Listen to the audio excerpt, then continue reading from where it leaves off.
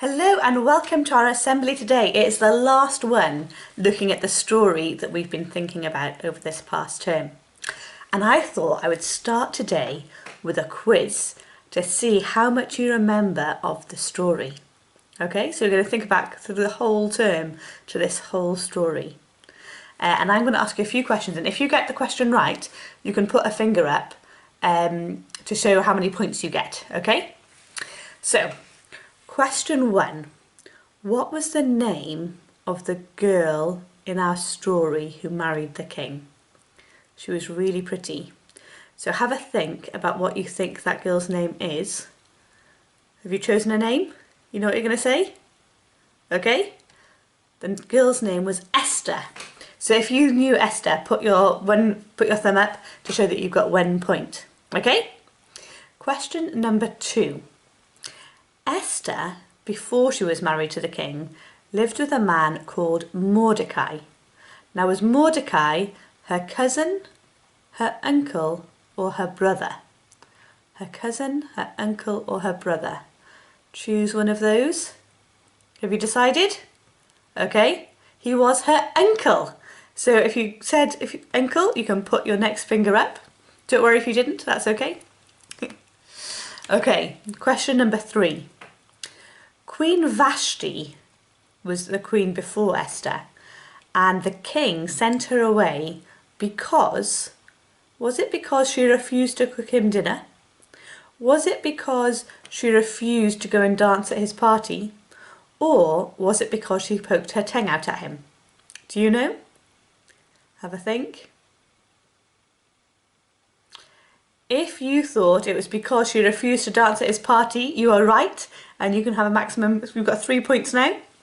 I hope you're all doing okay at this. Okay, question number 4. King Xerxes had a special advisor. Now this is a hard question. Do you remember the name of the special advisor who didn't like Esther's uncle Mordecai? It's quite a hard name. Has anybody got it? The name is Haman.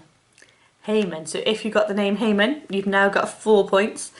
I think probably a lot of you won't get Haman, and that's absolutely fine, because that was a really hard question. But you might have up to 4 points now. Okay, the next question.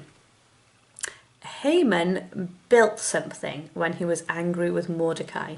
Do you remember what he built? He built a really massive one. Any ideas? If you said a gallows, then you're right, and you've got 5 points. Haman built a big gallows. Now, can you tell me, why was Haman cross with Mordecai? Was it because he didn't like Esther and Mordecai was Esther's uncle? Was it because he didn't want the king to have any other friends? Or was it because Mordecai refused to bow down to him when he saw him? What do you think it was? Have you decided? Okay, if you decided it's because Mordecai refused to bow down to him, that's right.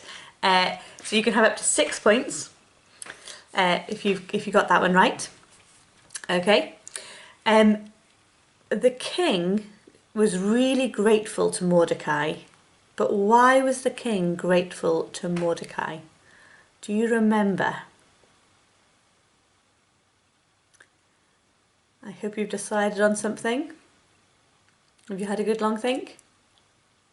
The reason the king was grateful to Mordecai was because Mordecai overheard a plot of people who were going to kill the king, and he told him and kept him safe and saved him from the people plotting against him.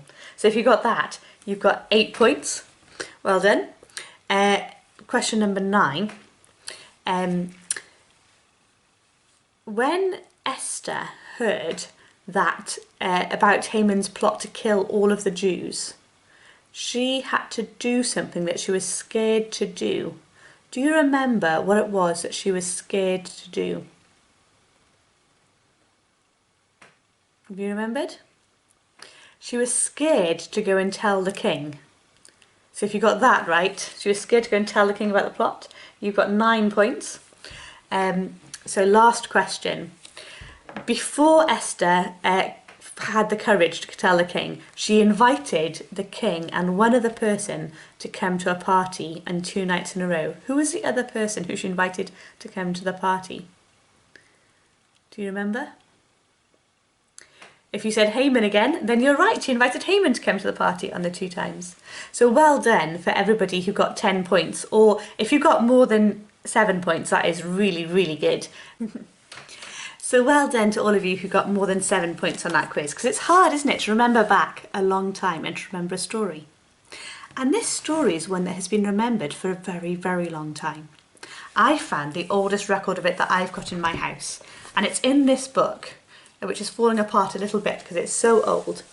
This is the Old Testament. So that's the bit of the Bible that happens before Jesus was born. And this book is so old that it was first given to somebody, I don't know if you can see this date, in 1872. 1872! I wonder if any of you are clever enough to work out how long ago 1872 was. Any ideas? It's 150 years old, this book. That's right, isn't it? 1990? Yeah. It's 150 years old. How cool is that? And in it is the story of Esther. And I'm going to show you what the story of Esther looks like in this book, because I think you'll find it quite interesting. Have a look at this writing. Now, does that look like normal writing to you? Is that writing that you recognise? This writing is in Hebrew. And the reason that it's in Hebrew is that the Old Testament, the bit before Jesus was born in our Bibles, was kept alive by the Jews, because that's what the people who believed in God were before Jesus came. Well, and they still exist today. The Jews have all of the Old Testament, but they just don't believe that Jesus is the Son of God. So they only read the Old Testament and they don't read the bits about Jesus. So this has been a story that has been around for thousands of years. And this is the oldest copy I could get. But even before books existed, when they had everything on big long scrolls, was the story of Esther. And it's a really special story to the Jews because it's a time when they remembered that they were in terrible trouble and God saved them. Do you remember that? Esther went to the king and told him about the horrible plot that Haman had made, and he was going to kill all of the Jews. And because she went and talked to the king, God was with her, and the king decided to stop Haman, and all of the Jews were saved. And even today, the Jews still celebrate that. They have a special festival called Purim, where they get together and remember that God cared about them enough to stop the plot and to save them. So that's one of their holidays. I wonder if you can think of any other holidays that might be about remembering God or something that he's done. Now, if I was there, I could ask you to do hands up, but I'm not there, so I'm going to have to tell you. But I'm sure you've remembered some of them. So you probably have all remembered Christmas. Yeah, and what did God do at Christmas time? That's when Jesus was born, wasn't it? And Jesus was the Son of God, so it's the day that God sent Jesus down into the earth. What about Easter? You might remember Easter, because at Easter we remember that Jesus died on the cross and then rose again. Now, for some of you, you might remember what the Muslims believe. They have Ramadan, where they fast and thank God for the good things and say that he is more important to them even than food. You might have Eid for the Jews as well. There's the festival of Pentecost for the Eid is for the Muslims. You might have Pentecost for the Jews. There's all of these different celebrations through all the different religions that really celebrate a really good time, something really good that God has done. And I thought I would bring this up now because, of course, next week is half term, and then you've got 7.5 weeks left in your current year at school. So this year has been an exciting one and very different to normal. If you're in year 6, it's been your last year in Backwell Junior School. If you're in year 2, it's been your last year at Westley. If you're in reception, it's been your first year at Westley. And if you wait until the summer holidays to realise that, you might not appreciate all of the different things that you've had a chance to do and the different people around you. And I thought today could be a challenge to think about what would you particularly celebrate, and what would you want to really remember about this past year or this next term to come before you go. Maybe in this next term you could spend some time thinking about who's helped you. Which friend has been really there for you through the whole year, has noticed when you're sad and still sat next to you even if you don't want to play? Which teacher has really taught you something new? Which person explained how something worked that you didn't understand before? Or maybe you've noticed somebody who's been kind to somebody else. If you have one chance, one thing that you're going to remember for years to come and tell people that was special, I wonder what thing that will be. The Jews particularly are very, very good at remembering what God has done. The Muslims are also very, very good at it. And as Christians, we try to be. Because we want to say thank you for the really amazing things that God does in our lives. Let's just spend a minute and think about the good things in your school, in your family, in Backwell. Maybe you want to say thank you for the swimming pools opening up again. Thank you for being able to be in school with your friends. Or maybe there's one special person that you want to say thank you for. Have a think.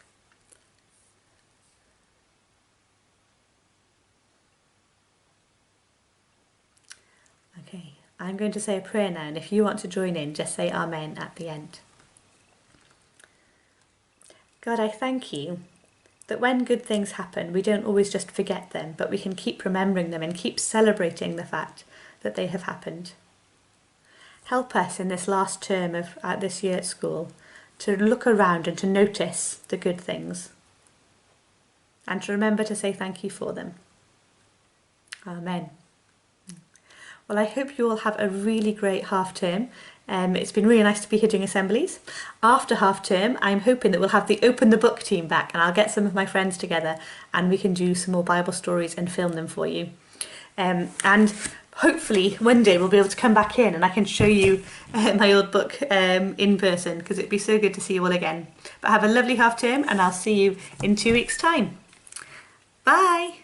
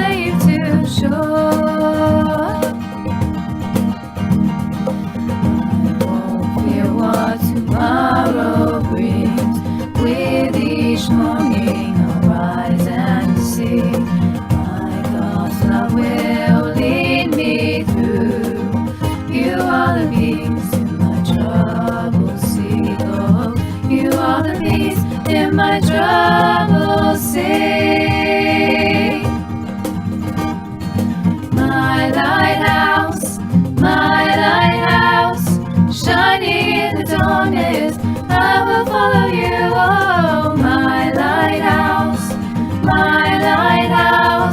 I will trust the promise. You will carry me safe to shore, safe to shore,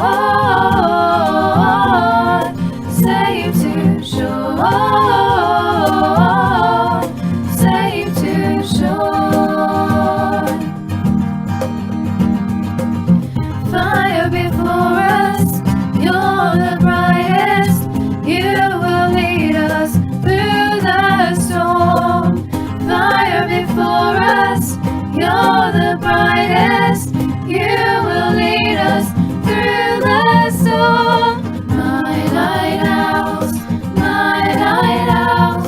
shining in the darkness, I will follow you. Oh, my lighthouse, I will trust the promise. You will carry me safe to shore, safe to shore, safe to shore, safe to